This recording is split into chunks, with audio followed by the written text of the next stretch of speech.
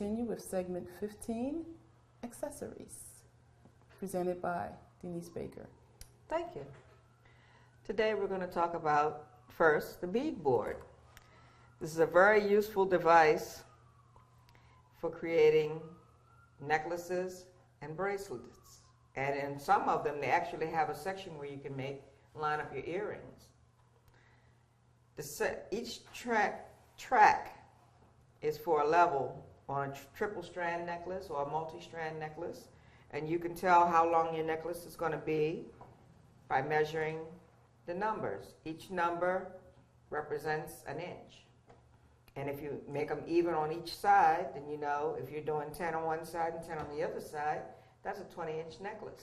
It's going to be kind of long.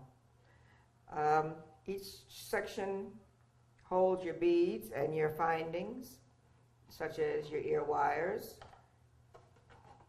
your head pins, and your beads. And you can you can lay it all out before you string it, or you can string it and then lay it out. There's also bead stopper. This little device is a godsend. It stops you from picking up your jewelry and having all your beads fall off. It's a wonderful thing. And whoever made it, it's a genius. Thank you, and have a good evening.